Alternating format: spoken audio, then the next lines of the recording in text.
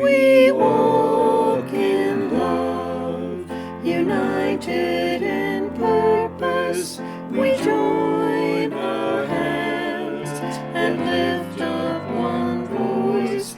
We speak the truth with strength and compassion, resounding with hope, with courage and joy. We cry for peace and rights for all people. We welcome friends from far and near. We fight for those whose voices are silenced, resisting in faith until all are free. We dream a world of justice and kindness. We build a bridge, creating new paths. We march with joy as all walk together, embracing each one. We boldly stand.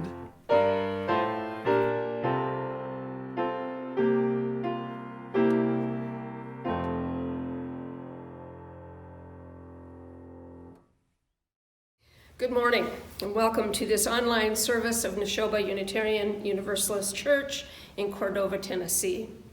I am the Reverend Beth Lefever, pleased and privileged to serve as the minister of this congregation, and I am so very glad that you have joined with us this morning. I do have an announcement this morning before we continue, a very joyous announcement, and that is that Charles Wicker is our newest Neshoba member. He signed the book last week. If any of you are interested in learning more about membership in our church, please email me and we'll chat. I would delight in that opportunity. Our opening words are by Martin Luther King from his speech of 1956, Facing the Challenge of a New Age. But the end is reconciliation. The end is redemption. The end is the creation of the beloved community. It is this type of spirit and this type of love that can transform opposers into friends. It is this type of understanding goodwill that will transform the deep gloom of the old age into the exuberant gladness of the new age. It is this love which will bring about miracles in the hearts of people. In this spirit, let us gather together in worship. And David Cooke will light our chalice.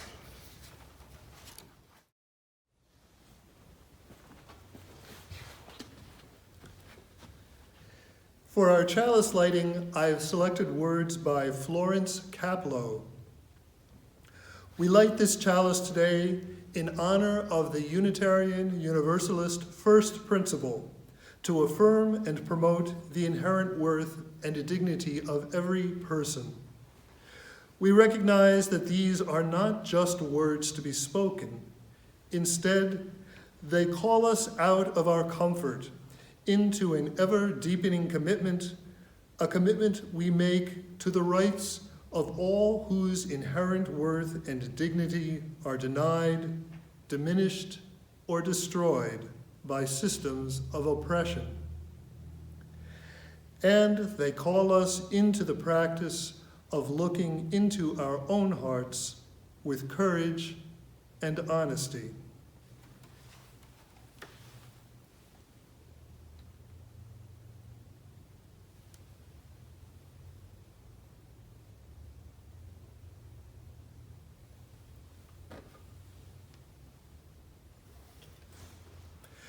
Please raise your voice with me to affirm our covenant.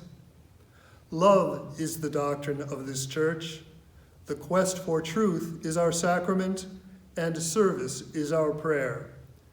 To dwell together in peace, to seek knowledge in freedom, to serve human need, to the end that all souls shall grow into harmony with the divine. Thus do we covenant with each other and with God. Today's story is entitled You Matter by Christian Robinson. For anyone who isn't sure if they matter, you do. The small stuff, too small to see. Those who swim with the tide and those who don't. The first to go and the last, you matter. When everyone thinks you're a pest, when something is just out of reach, when everyone is too busy to help, you matter.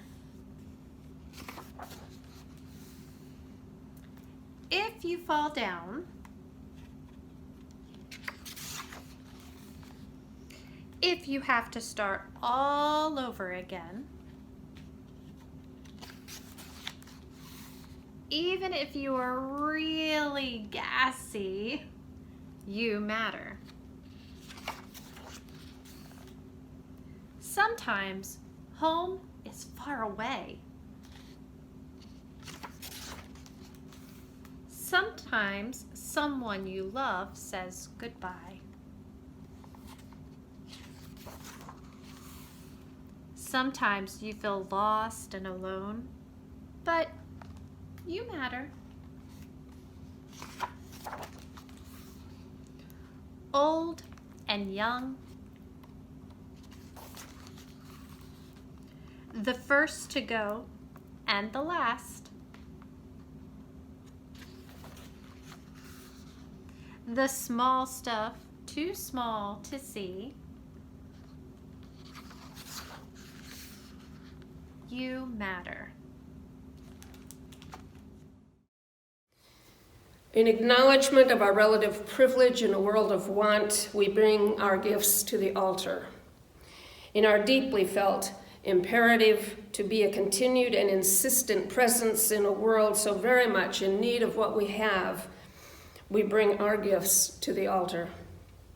In our passion for transcendence and inextinguishable light, we bring our gifts to the altar in this, the sacred ritual of our Sunday morning offering. Please give via the methods listed on your screen, and please know how very grateful we are.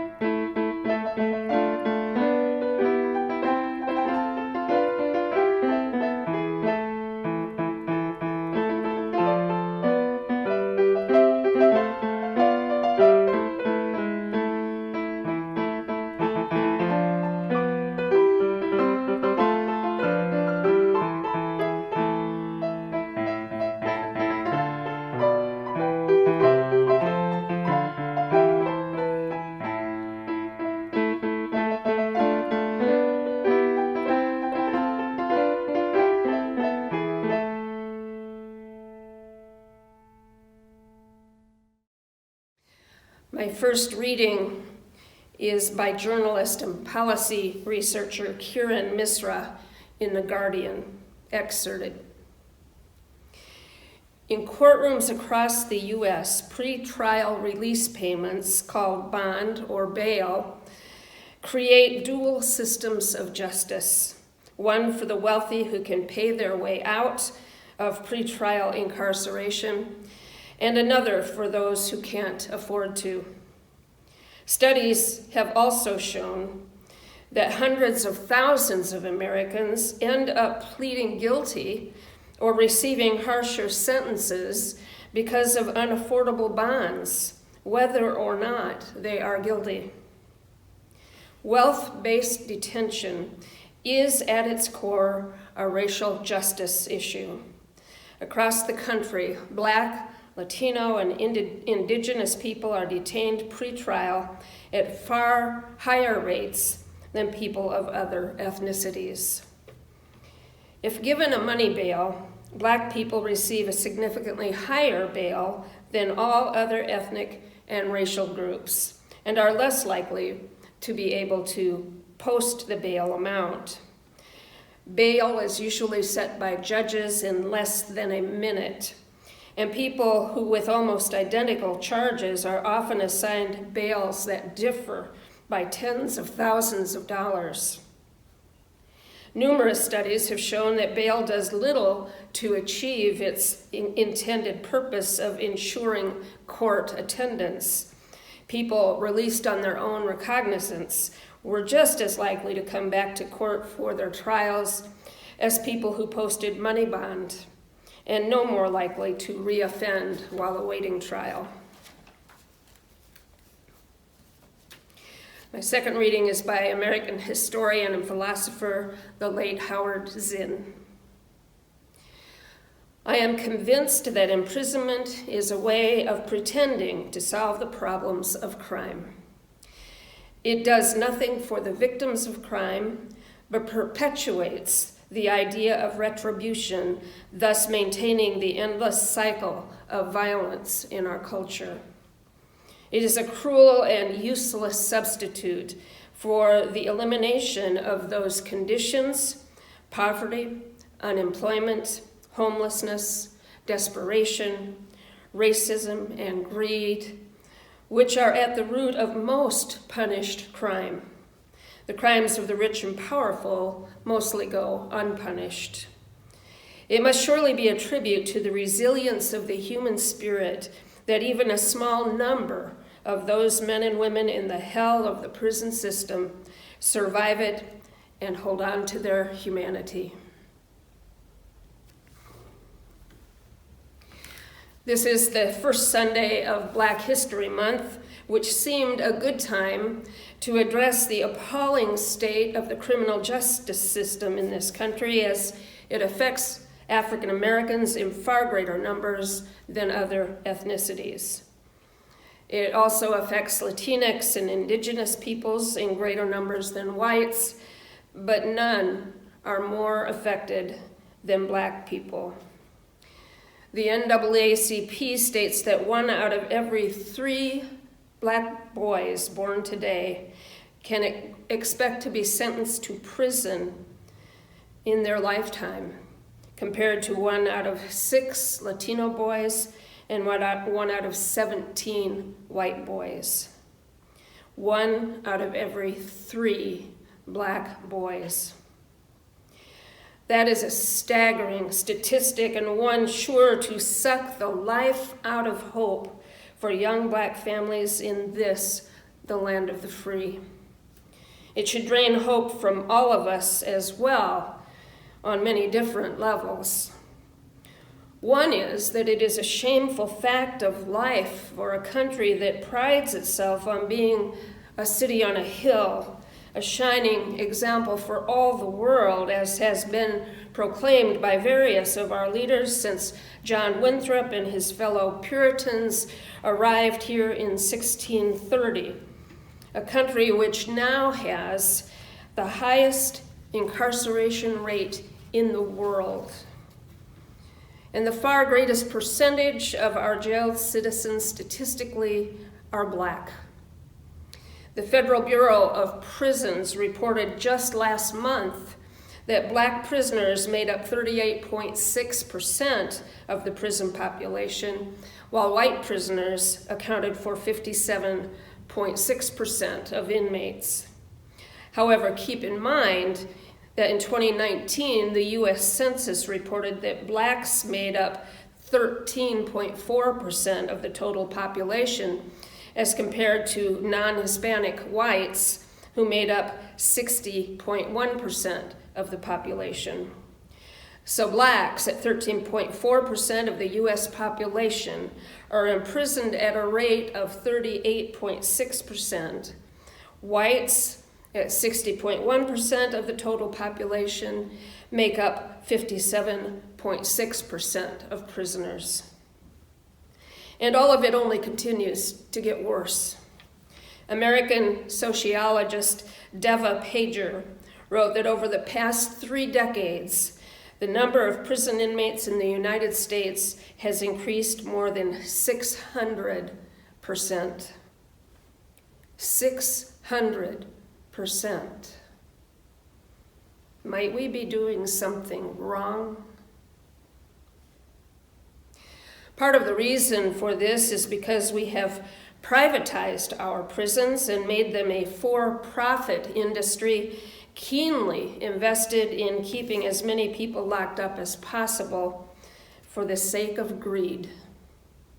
Partly it is because we increasingly incarcerate numbers of people for non-violent drug offenses instead of maybe creating more and better treatment facilities for those who are addicted to drugs and alcohol.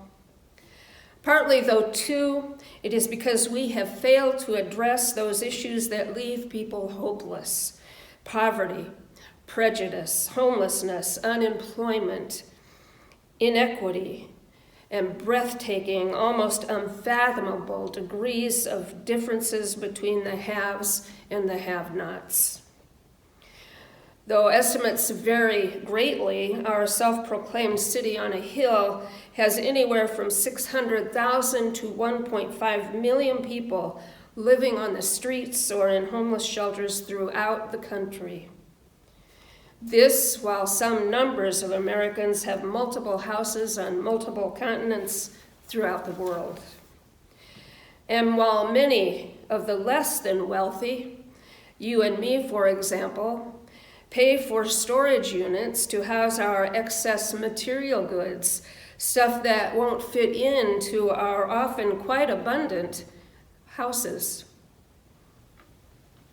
As I write this, I think of how one small storage unit might seem like an extravagant home to the poorest of our poor if they could acquire one for a home, far better than a tent or a cardboard box. Now, all this is not to say that being financially comfortable, having a lot of the kinds of things we like and want, is bad. It is not at all bad. Please be clear on this.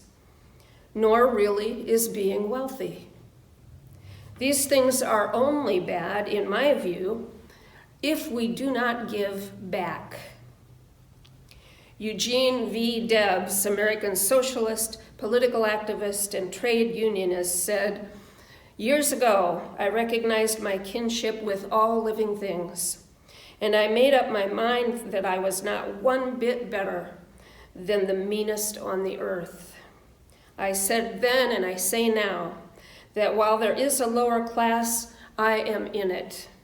While there is a criminal element, I am of it. While there is a soul in prison, I am not free." While some of us might not agree, I myself so very much appreciate that sentiment. We are exceedingly blessed, those of us who have enough in this world, and out of our blessings, ideally, we should be motivated to help others, to raise others up as we have been lifted up, most of us, by the helping hands of our parents, our families, friends, fate, or fortune. As much as many folks would like to think otherwise, they did not get where they are simply by hard work and their own sheer will to succeed. Nor are many of our impoverished citizens poor because they are lazy or ignorant or careless. It used to be said that almost all of us are about one paycheck away from homelessness, and I see nothing to indicate that that has changed of late. One disaster could take it all away from us. One major illness that leaves us both in debt and unable to work. One natural disaster could do us in and put us on the streets, or a human-made disaster. It takes so little, even for those of us who have been blessed since birth. The wealthy are not superior to the poor. The wealthy are not superior to the poor. They are simply wealthier and luckier. We here at Neshoba do what we can to aid the homeless through our RETI involvement, which has gone on for a number of years and will again once the pandemic is under control and we are allowed to open our doors again. RETI, Room in the Inn, is a program to house the homeless on the coldest and hottest nights of the year. A not insignificant number of us have been involved in transporting our guests to and from the church, providing them dinner and breakfast and a safe place to sleep at night, putting out mattresses and bedding throughout our sanctuary, and sitting down and talking with them if it seems they want to talk. Occasionally, a RETI guest will tell me why they are homeless, which of course I'm always curious about. I remember one man in particular telling me that he and his wife were not getting along and needed to be apart for the sake of their children. He moved out, leaving his wife in the home with the children, but he couldn't afford additional funds for housing for himself. These things, sadly, sometimes happen.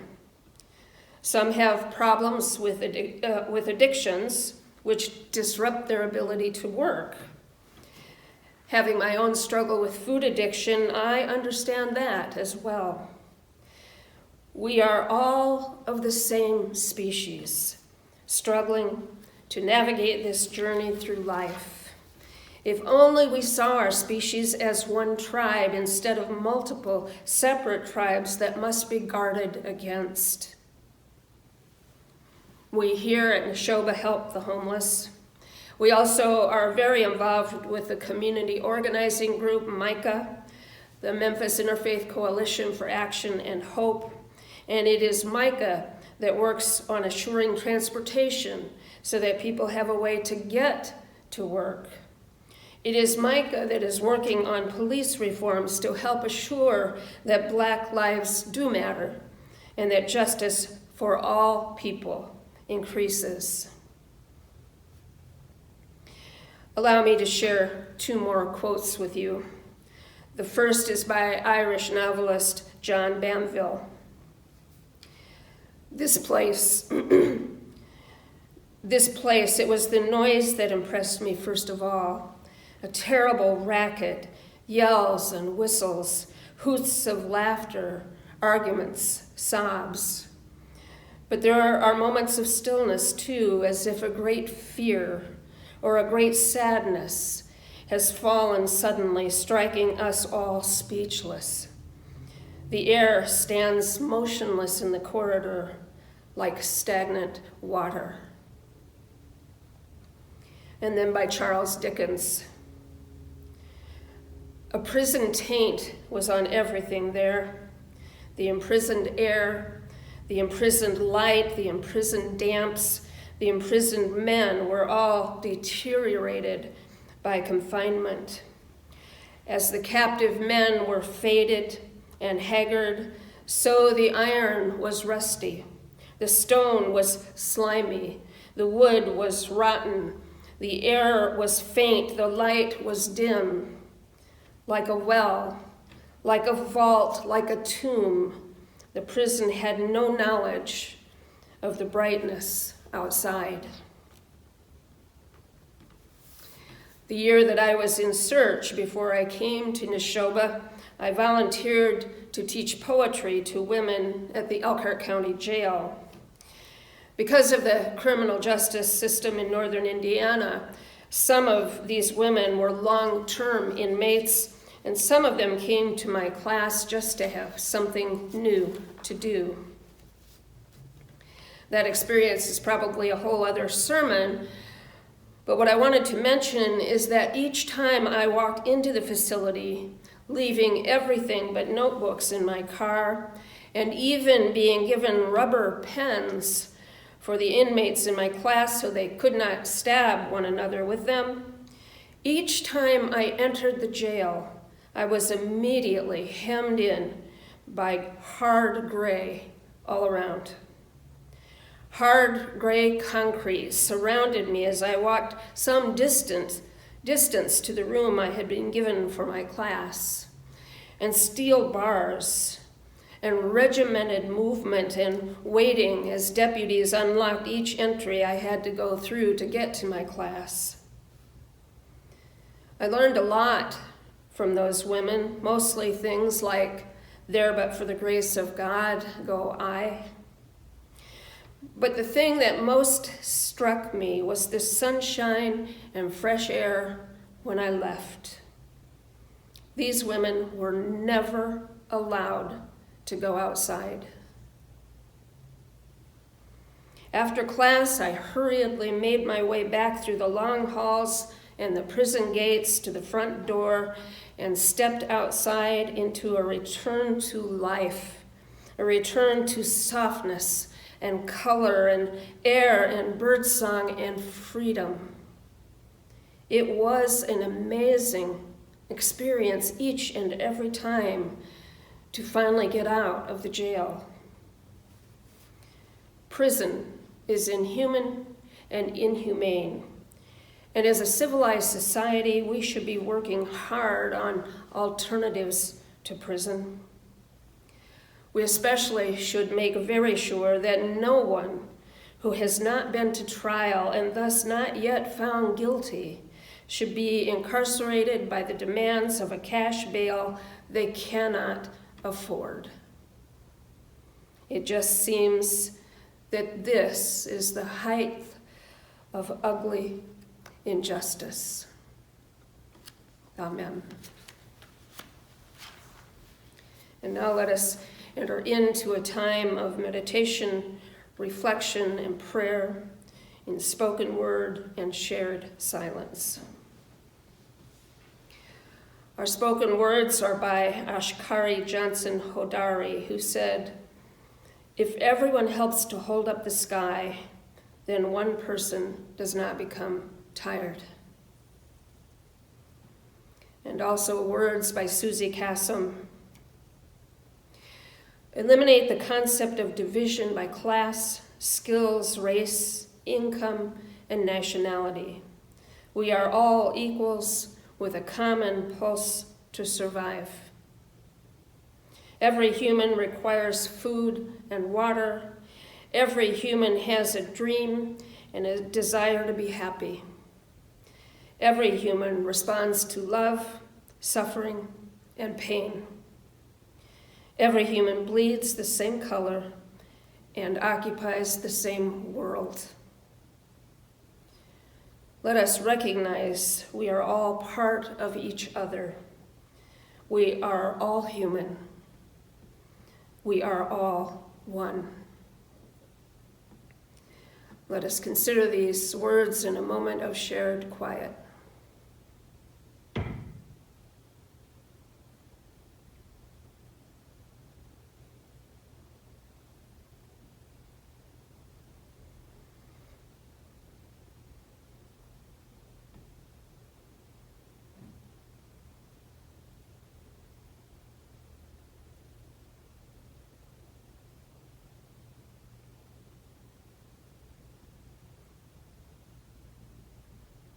Amen.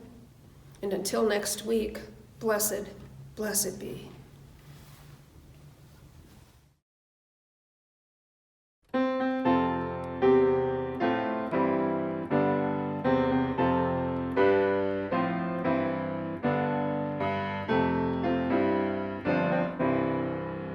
When I lift my voice, let it be in song, a defiant note in the face of wrong.